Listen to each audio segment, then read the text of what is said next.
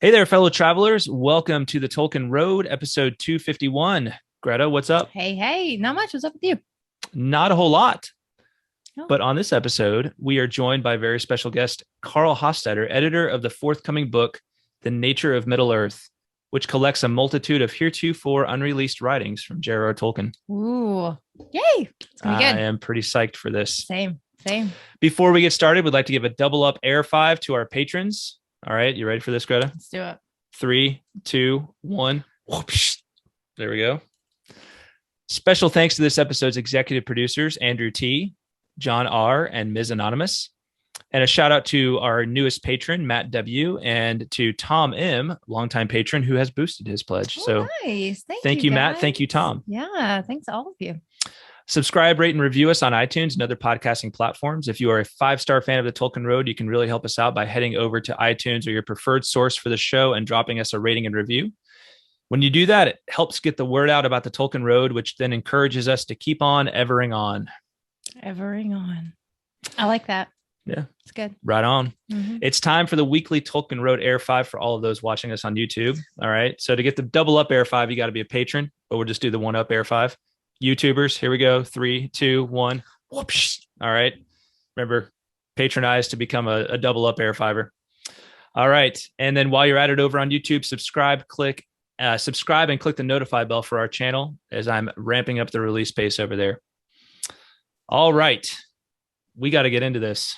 Yeah, I think that's the most efficient we've ever done that intro. Well, I didn't want to keep Carl waiting. I know, neither did I. So he's being so patient over there. Very patient. I'm excited to start the interview. So let's get it going. Yeah.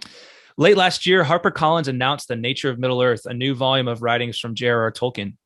While numerous works have been published under Tolkien's name since his death in 1973, including The Silmarillion, Unfinished Tales, and the entire History of Middle-earth series, this latest edition of posthumously published Middle-earth writings is the first to feature an editor other than his son Christopher, who passed away at the beginning of 2020.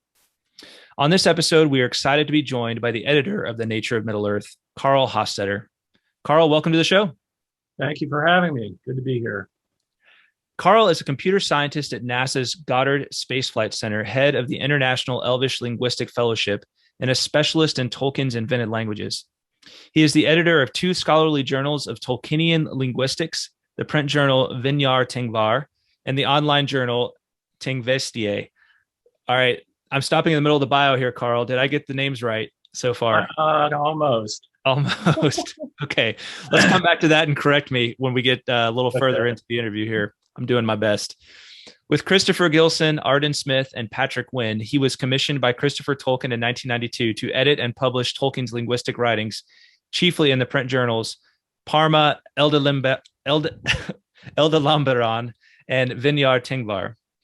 With Verlin Flieger, he edited the collection Tolkien's Legendarium, Essays on the History of Middle-earth, published in 2000. Most recently, he provided an opening essay, Inventing Elvish, to the catalog of the Bodleian Library's Tolkien Maker of Middle-earth exhibit, published in 2018.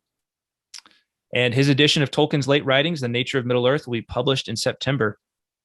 So first off, Carl, what did I get wrong in the pronunciation? No, we should have practiced that in advance. So W is not pronounced V in Quenya. So it's Vinyar Tengvar and Tengvestie. So my attempt to be fancy, my attempt to be correct was actually incorrect. All right. So I overdid it a little bit, I guess. So that's interesting. I think I've been saying the W's as V's for a long time on this podcast. I have this ongoing like thing about, after doing 250 episodes of this show, that I frequently am, I've been saying certain things wrong for a long time. So people are always writing in and being like, actually, it said this way. Of course, I get conflicting information sometimes. At times in history of Quenya, the V and the W were interchangeable. So, see, I'm just old. You knew that, so yeah. Well, that's what I was going to say. I'm just old school like that. So, I just prefer my Quenya a certain way. So there you go. Carl, I just have to say, wow, congratulations on becoming the editor of an entire volume of Tolkien's writings. That just has to feel amazing. Absolutely. I mean, it's a privilege, of course. It's also a little scary. Yeah. Mhm. I don't know how people are going to what they're going to make of it, and especially how I compare it to Christopher's mode of editing. But we shall see. In any event, it was a lot of work, but it was also very rewarding and a great honor. Yeah. Well, you've been heavily involved in Tolkien studies for several decades, and I can only imagine, like, the honor that you're feeling right now. And I know I'd be humbled by it. We were recently surveying the History of Middle Earth series, and I noticed you were mentioned by Christopher in both volumes 11 and 12, both times in relation to linguistic issues. And so we know from your bio and from those mentions that you must, have some expertise in Tolkien's languages. So, tell us a little bit about how your interest began in Tolkien's languages, or if you want to go even back and tell us about your interest in Tolkien in general. Sure. My interest in Tolkien began in 1978 when, as a going away present from a friend, I was given a set of The Hobbit and Lord of the Rings, the Valentine paperback. And I had never heard of Tolkien or read him before that. But my friend had good reason to think I would really enjoy it, and he was right. And I've been reading Tolkien ever since. I think I read The Hobbit and Lord of the Rings back to back probably 5 or 6 times upon my first set of readings. Wow. And I was instantly intrigued by the runes in the Tengwar on the title page of the Lord of the Rings, and of course the runes on the Hobbit too, but they're a different kind of rune. And I'd always had kind of an interest in dead languages. I had some interest in Latin, and something in me just decided I had to figure out what those meant. And then, of course, the snippets of Elvish that you get throughout especially the Lord of the Rings, just greatly intrigued me. So I progressively read everything that was being published by and about Tolkien, and I did sort of my own private work on the languages. You got to remember, at this time, this was before the internet, so it was very hard to become in touch with other people with similar interests. And I knew only one other person in my high school who had any interest in the languages whatsoever. But that eventually changed when I learned about the existence of the Tolkien Society in Britain, and I had got its address, so I immediately joined up and got their bulletin Amanhen, excuse me, from which I learned that there was a Tolkien Society linguistic society, and they published their own bulletin called Quetar, which means words. So I immediately, of course, got that. And then I learned from it, not too long after, about the existence of a U.S. counterpart known as the Elvish Linguistic Fellowship.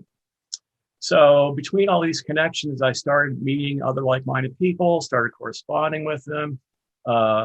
Eventually, I became the editor of Valian Years, took it over from the original editor. And now keep in mind, at that point, I had no idea that I would ever be writing anything because I sort of thought it had all been done. I was really impressed by all the work that these other people had done before me, and I thought, oh, I've got nothing to add. Well, that definitely changed. Sure, yeah. I sort of fell in with one person in particular. Patrick Wynn and I became very good friends. And so we started collaborating on writing essays and columns together for Valian Years. And in the course of doing that, I also, because of my role as editor of Valian Years, I would have to ask for permission to publish, unpublished snippets that had been recovered mostly from Marquette archives. And that's how I got in touch with Christopher Tolkien. And that was the start of a long and wonderful correspondence. And so as a result of that, myself and Christopher Gilson, who was and is the editor of Parma Elvilambron, plus our close colleagues, Arden Smith, Patrick Wynn, and Bill Weldon, we met with Christopher Tolkien at the Centenary Conference in 1992.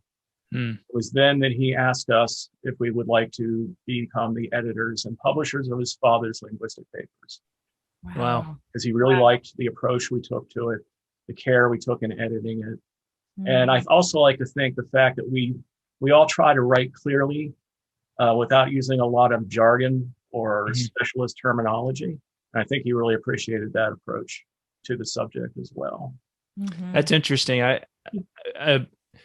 having just done spent several episodes doing a survey of the history of Middle Earth. I think that's one thing for me about Christopher's style that I found somewhat frustrating. For as much as I value those works, sometimes the nature of, I guess, his style felt like it could be a little bit roundabout for me. And so trying to figure out exactly what he was getting at, sometimes you have to kind of reread it a couple of times. So I guess I value the brevity and directness in style. So I think that can be very helpful when you're trying to teach complicated concepts to people who are not quite as well versed in them as you may be.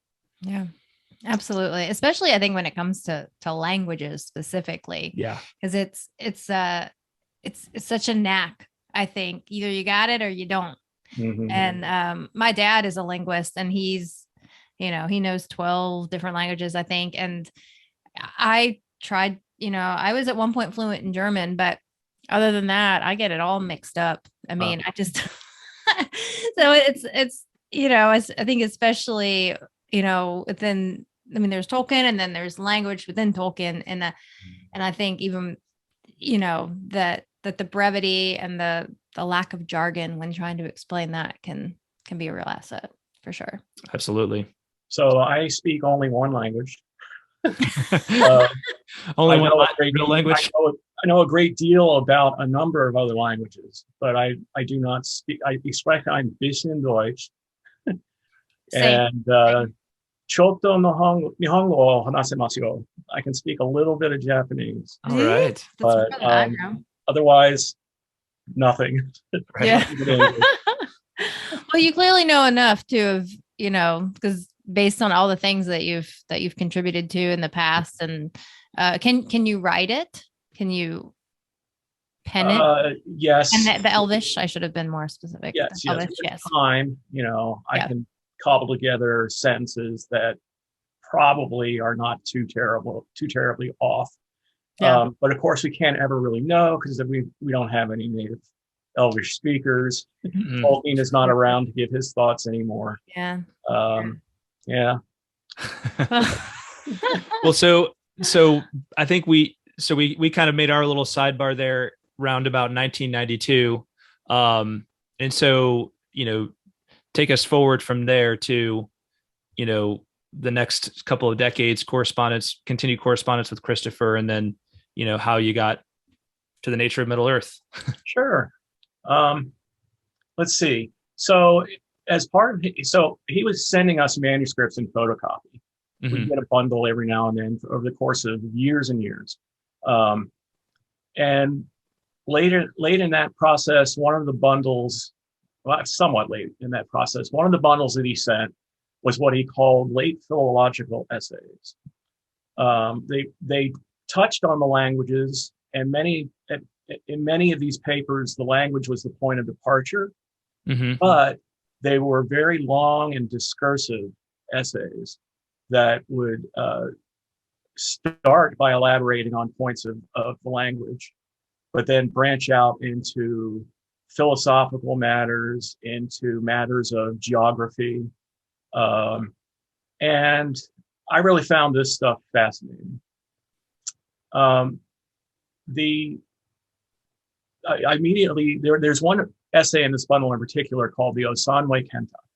And that means an essay on communication of thought. So it's about telepathy, not just amongst elves and the Valar, but also amongst any incarnate person has this capability.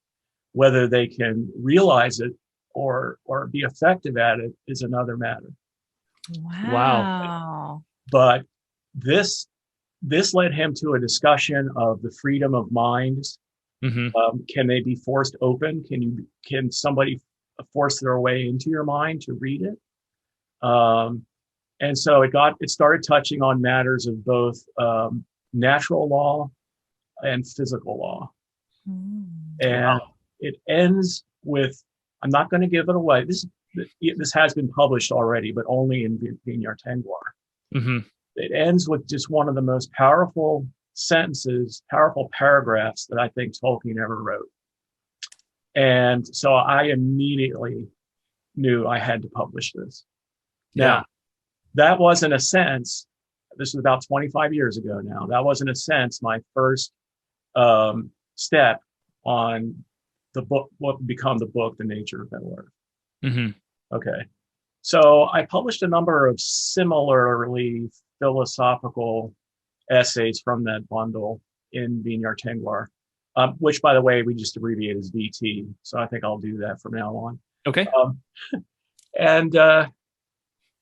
Another one essay from that bundle is called "The Rivers and Beacon Hills of Gondor," and it's all about the names of rivers and the names of the beacon hills, and it touches on all kinds of geographical matters.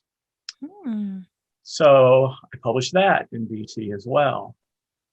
So knowing of my interest in that sort of thing, particularly the philosophical aspects of matters, quite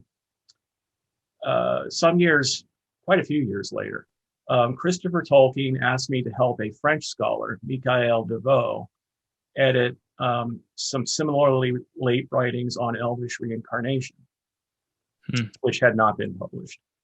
So I did that. I assisted Deveau with that, and some years later, it was published in a French journal, the English text with French translation and French commentary. But again, these sorts of specialist journals are not something that a lot of people know about. No. Sometimes, at least, it used to be rather difficult to get a hold of some of these, particularly in my case, these foreign journals. So, somewhat later on, still, after Christopher had finished what he wanted to do with his father's papers for the history of Middle-earth, he wrote to me and said, I've got this final bundle of materials that I call Time and Aging, the Time and Aging file. I don't know what to do with it. Would you like to see it? And I said, yes. All right. So he sent it to me. And this was, there is a preview. I'm sorry, I gotta say something real quick, Carl. Sure. It's like it was like in Ghostbusters. They had that line where it's like, if someone asks you or God, you say yes. If Christopher Tolkien asked you if you want to see some of his father's unpublished papers, you say yes. Absolutely. So as I was saying, there's a preview out just today of my book, and which if you, I don't know if you have a chance to put a link up or anything like that. But I will definitely link to the preview. I don't have a way. I could do a screen share, I suppose. Are you thinking of me doing it live right now on the podcast? Whatever you think is best. Yeah, let me see if I can pull that off. I'm not sure if it'll work to allow me to do both that and right.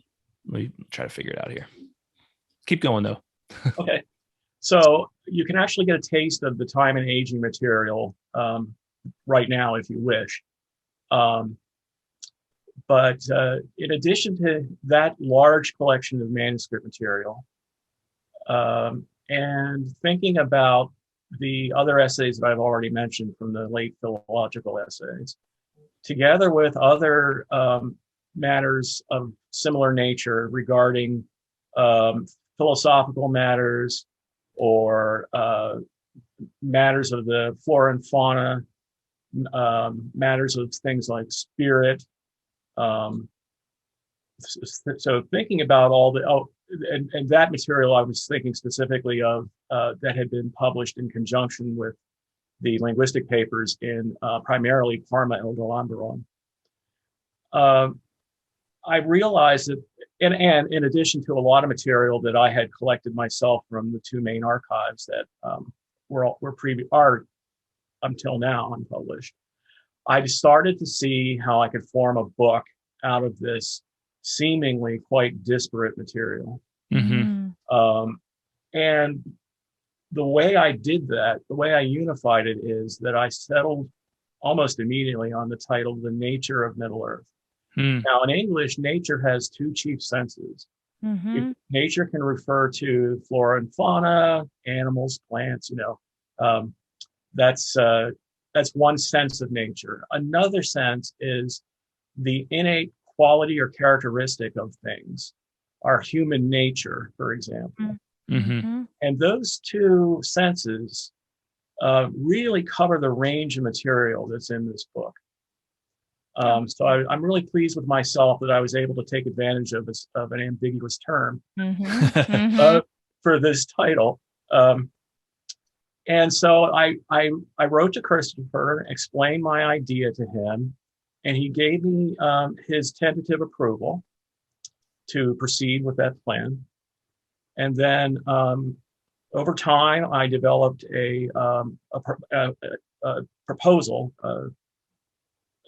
for the book to send to the publisher, HarperCollins, which had a selection of materials that I had already edited at that time, as well as a description of my plan for the book and what it would be about.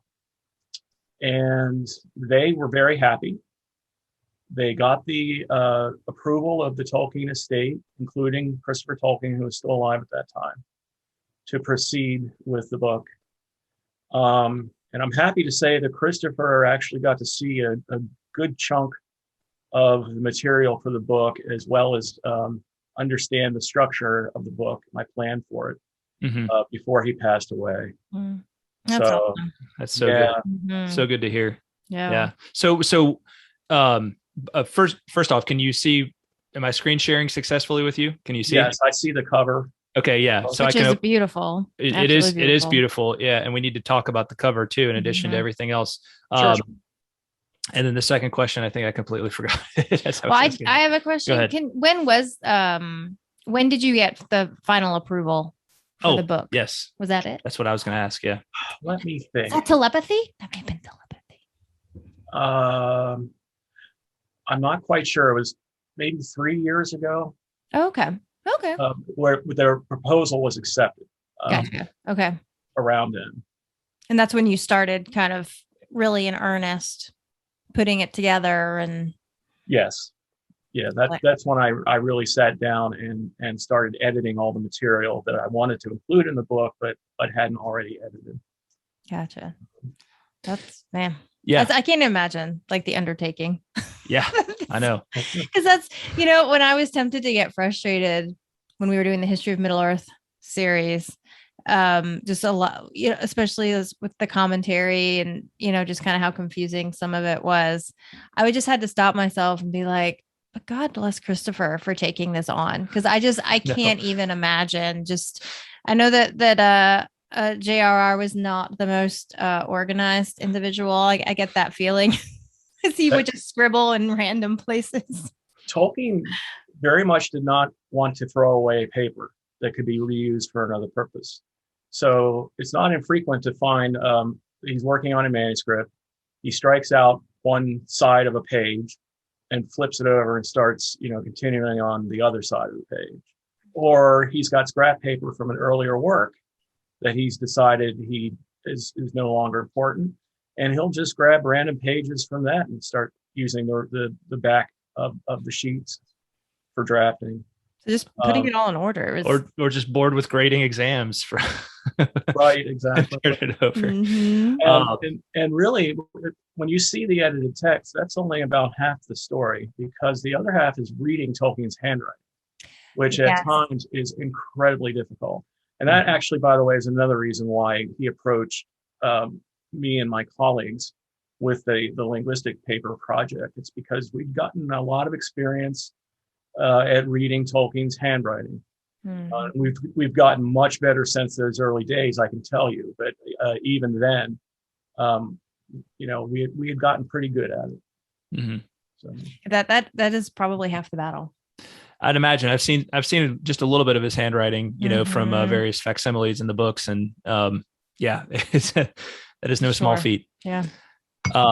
So Carl, did you want to look at the look at the preview here, or take us to something in particular in the preview? Oh, I really was just going to say to anybody who wanted to get a taste for the book, that they could go to that link and then peruse it. Whatever you would like to do. Oh, okay. I wasn't sure, so I went ahead and brought it up. But while we've got it open though, one of the things I absolutely wanted to ask you about was the cover. Sure. So it is such a beautiful image, and I have an idea of what it is, but I don't want to say. I wanted to just hear it from you. Tell us a little bit about this image and why you chose it. So I chose it because I thought it was the best of the three that were offered me. Oh, there's only three. Yeah. Choices. Okay. This is by Ted Naismith. It's from a larger painting. I believe the title is Kalakiria, which is the pass of light in Valinor, through which the light of the two trees shines out onto the water. And the shores there you see would be the mansions of the Teleri along the shore. There's a little bit of an irony here, because this is actually really already well known. All of the material that's in this book, or nearly all of it, is from the time when Tolkien had decided that the sun and the moon were coeval with the earth, that there had never been a time where Middle Earth was just all in darkness. The elves awoke. Truly, it's true, they awoke under the stars, but it was just night, and then the next day the sun would rise. So, in fact, there never was a time in the materials that are included in my book where there was a need for any such thing as the passive Kalakiria. I get it. Yeah, but don't tell anybody. I won't. It'll be our secret, Carl. It's our secret. Yeah, I guess that's the nature of working with the writings of someone like JRR Tolkien, where he was, over the course of his lifetime, figuring all these details out, right? Just constantly kind of shifting his mind, shifting his opinion on all these things. It's a beautiful image regardless. I really love it. It's very, very striking to me. It reminds me somewhat of my first copy of the Silmarillion, which features I know I'm not sure who the painting's by, but it's a illustration of the awakening of the elves. But that's kind of reminds me of the same kind of dark nighttime, under the stars kind of feel for it. So, right. I think it works really well too, that when you were talking about kind of the ambiguity of the term nature, having kind of those two different meanings, that there's kind of the juxtaposition on the cover too of dark and light, and have the two different possibilities, and that just hit me. So yeah, it's beautiful. I love the title. I kind of sensed where you were going with the title, from the moment I heard it, before we even had our first conversation, and I was like, oh, this is going to be about both the nature and the metaphysic, exactly. These bigger issues, which is just is a, for Tolkien fans, people who have gone deep into the lore. I mean, I just can only imagine like the treasure trove that this is going to be. So many questions. I've just looking at the preview today, all of the content in there that deals with like the issue of time, especially in the first age and pre-first age periods, the aging of elves, those sorts of questions. So fascinating. And by the way, I think, where can we get Tingwar Tingwar? Am I saying it right, or am I getting it backwards? Tingwar. Yeah. Valian Tangwar, VT. VT. Yes. So you can order them as print on demand collected volumes from Amazon. Okay. In a number of Amazon stores around the world. Okay. And I keep them as cheap as possible. So they're fairly inexpensive. Wonderful. And well worth it, I would say. Yeah. Well, just hearing about that essay, I had no idea that the essay that you mentioned previously existed. So, that's a that's a big reason for me to want to, grab that, at least that volume itself. And, I'm sure I'll want to get the rest of them once I've seen that one. So, I will say this though. I mean, the material from VT that lends itself more to a more general audience is all included in the Nature of Middle Earth. So, I was just going to ask that, how much overlap there might be. So it's good to know. Yes. Very cool. Including that paragraph that you mentioned. Oh, yes. Okay. Good. One more thing I'd say about that preview is it was apparently generated from the ebook version. And so it omits all of the footnotes, which are Tolkien's, and all of the endnotes, which is my editorial commentary. So the actual character of the book is going to be a little different from what you see in that preview. But it'll give you a taste. That won't be included in the ebook, the footnotes and the endnotes. It will be, but I think it looks like they're going to be put in as links. Yeah, usually what they do with the Kindle ebooks is they it's like a hyperlink. It's got the number and it's a hyperlink, and you click. It actually works pretty well now, where you click it and then once you go to the footnote and you've read it, you just click the number again and it takes you back to where you were. So, right. And in some of the bigger readers, it like pulls up in the bottom and everything. It's kind of, it works pretty well. Well, that's good to know. There's an abundance of footnotes and endnotes that for this kind of stuff, that's always, some of the best stuff's always in. Yeah. So, absolutely. Well, so going back to the language question, so the website that you published, and that I kind of guess is kind of a center of your work, has been a center of your work for a long time, is elvish.org. Right. So here's my question, and I kind of know the answer to this, but I want to hear you explain it. And I think a lot of people would benefit from this. Can one simply learn Tolkien's languages? Like Boromir, like one does not simply learn Tolkien's languages. If you mean learn in the sense of learn to speak, I would say, and a short answer is no. Okay. Now, the reason for that is there's a lot of points of grammar about which Tolkien either wrote too little or too much. His language has changed across his life every bit as much as the legendarium did, perhaps more so. So for example, for a long time, we didn't have a complete paradigm of the personal pronouns in either Quenya or Sindarin. Well, now we have a number of them to choose from. So, if you really want to turn it into a spoken language, you all have to agree on what system you're going to use. Okay. There's quite a bit of vocabulary, but given the nature of what Tolkien was doing with the languages, a lot of them are more geared towards poetic concepts,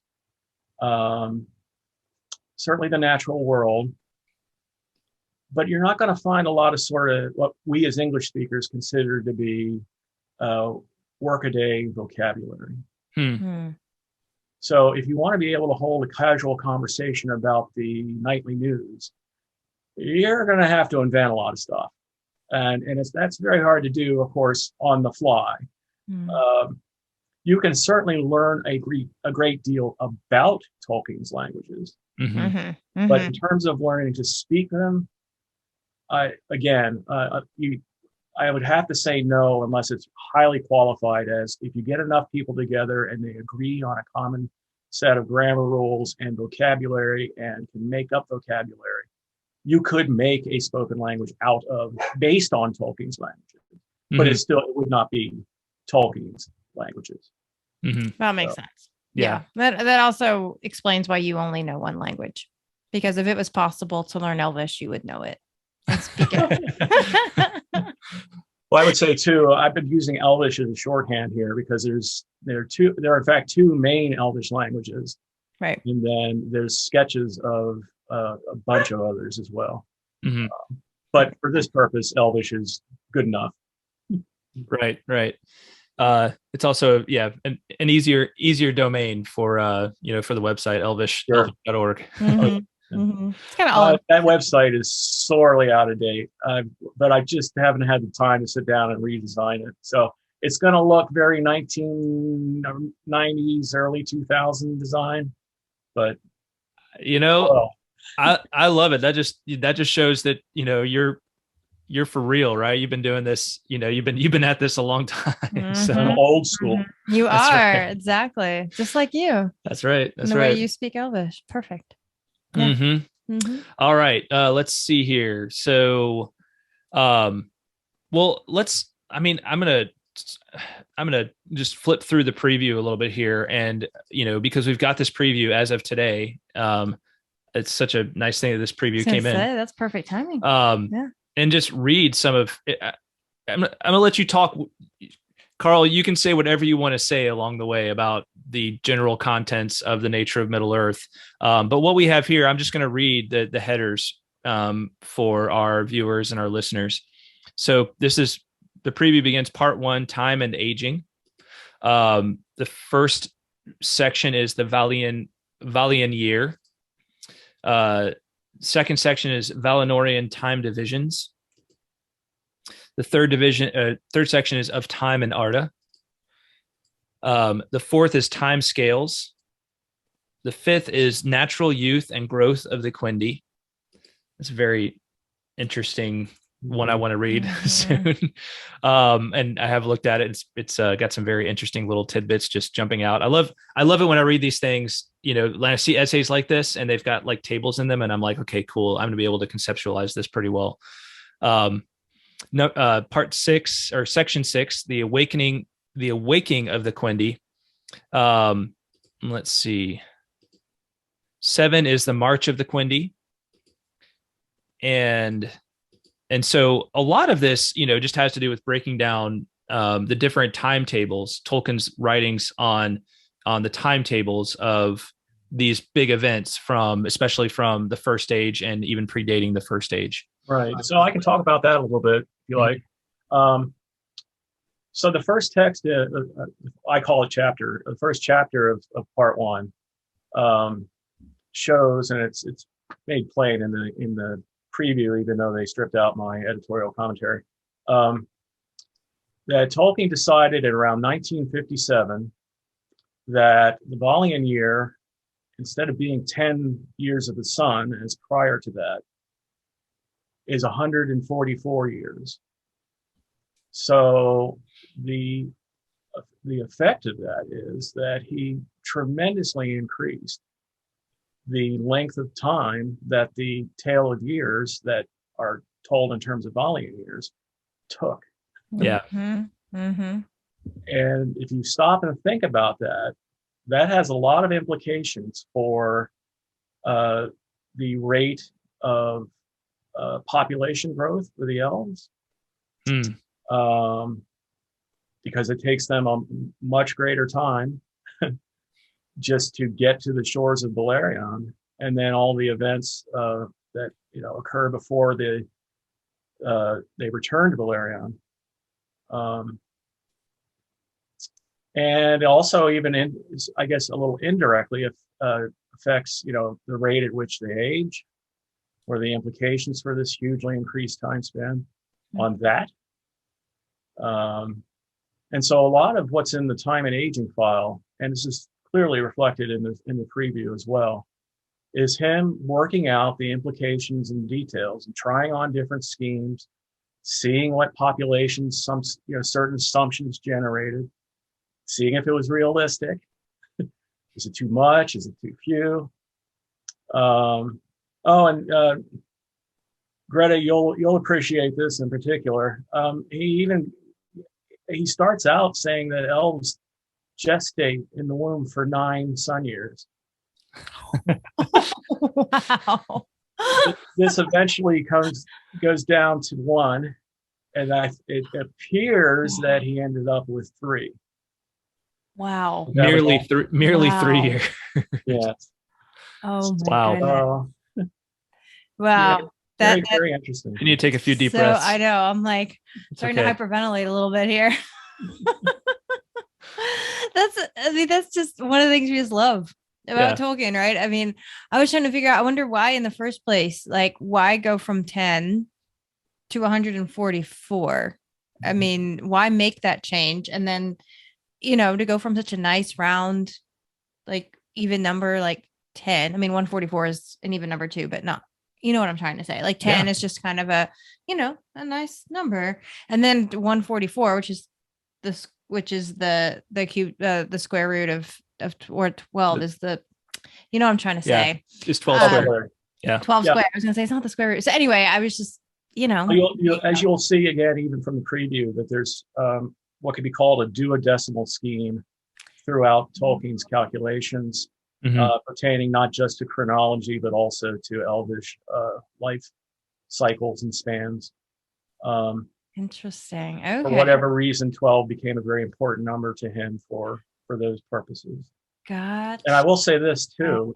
There's a stage between when it was 10 years and when it's 144, where it was actually like 9.528 or something like that. I think I remember that from the history of Middle Earth. Yeah. Wow. I cite the relevant information about what preceded this in my forward, or in particular in the introduction to that part, which also is not included in the preview. I mean, and this is just what we love about Tolkien, though. Like it's, it is the sense that he had that, like, an outside person who's not familiar with him would think like, oh, he's just idiosyncratic. And true, he is idiosyncratic, but he was doing this stuff not like in some random fashion, like, oh no, this feels better to me. He had it was like he was discovering it along the way, right? He was uncovering all of this, like it was a thing out there that didn't just reside in his imagination, that it was something that he was studying and trying to put down and record and determine, right? That these were mysteries he was discovering alongside of all of us. Mm-hmm. Right. Mm-hmm. Something really beautiful about that. It really is. Mm-hmm. It really is. We have calculations on like basically the age equivalent, like the human age equivalents of certain Elvish figures. Mm. So like Elrond. So it says he was born 58 sun years before the end of the first age and the overthrow of Morgoth, but he was born in Middle Earth and so inherited from the beginning the rate 100 to 1. And he lived then through the second age of Middle Earth, 3,441 years. He wedded Celebrian in the third age, 100, it is said, and left Middle Earth at the end of the third age. So you do some math here and kind of explain, and like at these different kind of turning points in his life, like what, like the man age equivalent, would have been for him, and then for other figures as well. So when he was at the end of the third age, he was then in human terms just over 65 and still in full vigor. Is kind of the math, the resulting math from all of that. Now, just so I'm clear, this is math that you did, or based on the previous stuff that Tolkien had laid out, or is this actually Tolkien himself explaining that? This is all Tolkien's math. Okay. Which was surprising to me, that how adept he is at mathematics. Remember, this isn't an age before electronic calculators were at all affordable. Sure. Most of this writing is circa 1959. In the preview, I allude to the fact that he made this calculation of a certain ratio, and I don't know how or why, but he calculated it out to around as estimated 360 decimal places. Decimal places? Decimal, in other words, digits after the decimal. 360. Around 360. I didn't actually count. I just did an estimate. Goodness. And he noticed that there was a repeating pattern in the digits, and he highlighted that. So wow. It is interesting. A number of the changes that Tolkien made to the Tale of Years after the first edition, you will see in these writings where he, came up with the need and the rationale to do so. Oh, okay. That's really what drove all that. And okay, so it was not just flippant, like I like this number better than this number. Like it was clearly much more to it than that. That's right. Which was not surprising to any of us. Yeah. Just to give a little flavor, I'm just flipping through this preview here. So this jumped out to me. Thus, the Quendi did not and do not live slowly, moving ponderously like tortoises while time flickers past them in their sluggish thoughts. Indeed, they move and think swifter than men and achieve more than a man in any given length of time. But they have a far greater native vitality and energy to draw upon, so that it takes and will take a very great length of time to expend it. And that's really interesting because I feel like sometimes they can give an impression, and sometimes like certain depictions of them, that elves do kind of move in this slow fashion. But it's interesting to see Tolkien address that directly and say, no, they don't live slowly at all, right? They're much more full of life than the average man would be. And they just, it's almost a different mode of existence, because of the length of their time, the length of their lives. Tolkien makes it plain, and I think again, even in just this preview, that he considered elves to be in essence unfallen men. Mm-hmm. They had the complete mastery of their body. Their souls had complete mastery of their bodies. Mm-hmm. And so, which you would guess that the unfallen humans did too, to start with. It just looks to me, just from this preview alone, that we are going to get so many answers from this book. Probably a lot of questions too, because that's how typically things work with Tolkien. That's right. And I think that's just true of like knowledge in general. Like once you answer solve some mystery, there's always like, it leads to more questions. Yeah. But that's part of the fun, of all of this. But it really does look like there's going to be lots of maybe questions we've had for a long time about what Tolkien thought on a certain subject that finally we're going to get, we're going to get our hands on these answers, and then we're going to have a million more questions. And that's the result. A good way to put it. Yes. Yeah. Yeah. Was that kind of your experience in going through all of these writings? Did you have many questions? Oh, yeah. Yeah, absolutely. I'm certainly not all of them. I can't tell you, for example, whether or not Balrogs had wings, not based on anything in this book. Darn.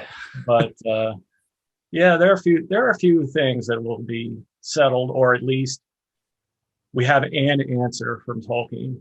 It may not have been his only thought, for all time, but at least he wrote down some things in this one place, so at least you have some evidence there. Mm-hmm. Yeah. I remember we did at least one episode, I remember, focus on the elves at one point, and I remember we had all kinds of questions about their aging and why they never had many kids and all the things. And I mean, just based on that preview, it looks like we got a lot of those answers already. So yeah, it's exciting. Yeah, there was a there was a lot of that in the later volumes of the History of Middle Earth, where he kind of dove into those sorts of questions. This book will really appeal to people who loved Unfinished Tales and or Morgoth's Learning, volume 10 of the History of Middle Earth. It's very much of that nature in its scope. So I mean, we're talking about the late writings, right? We're talking about the post Lord of the Rings. When he was still hopeful to maybe have the Silmarillion published in his lifetime, and trying to figure out, all of the answers that he felt like he needed, all the answers to all the questions he needed to address. Going back to the mind reading thing, that we talked about towards the beginning of this episode, I have to, so there was an episode of another podcast called Jimmy Akin's Mysterious World. Oh yes. I think we've maybe discussed that podcast, discussed Jimmy Akin before. But it was an episode about mind reading and certain experiments that have been done over the years, certain programs I think that the CIA ran. And it was so interesting to hear some of these things and some of the crazy things that people were able to accomplish using telepathy, supposedly. And one of the ways they explained it on that episode, as I was listening to it, was that it is this sense that all people actually have. It's just some of us are more in tune with it and some of us are less in tune with it. Just like, perhaps a dog right, can hear much further and in much more detail than a human being can, because they just have a stronger sense of of hearing. So anyway, that just popped into my mind, as you were talking about Tolkien's own thoughts there. But of course, now I've got to get that. So that's why I've got to get this copy of VT in order to see Tolkien's full thoughts on that question, because I love where his mind was going. Seems to have been going from what you said. Mm-hmm. You notice you said popped into your mind. I see what you did there. Oh, wow. Are you doing some mind control stuff on me? Come on. Well, I also just found that's so fascinating, because within Tolkien's own universe, there is that sense of that Sauron is manipulating the minds of people who come into contact or in proximity with the ring, with the Palantiri, that there are those sorts of things going on, that it's never made explicit, even in the sense of, Shelob's lair, right? When Sam is there in Shelob's lair, and he just has this inspiration, to cry out to Varda, right? Right.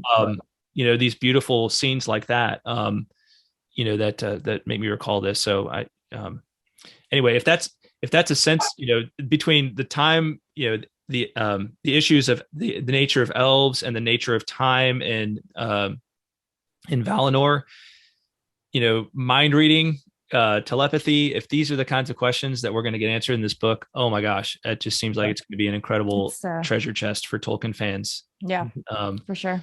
I just have to say, like, before I've even read it, Carl, thank you for for undertaking this, and and for saying yes to Christopher when he was like, "Do you want some father's papers?" I'm sure that was a real hard thing to do. I was going to say, did you have to think about that? Like, for about a nanosecond. Yeah, that sounds about right. Wow. All right. Well, so a couple of things. So I think we're gonna wrap up the episode right here. We're gonna have you back on very soon, Christopher, once we can talk about the full book. Carl. Sorry. I think he's so okay. Sorry. You're okay with being called Christopher, I'm sure. I don't Carl, is it okay if I call you Chris? Yeah, sure.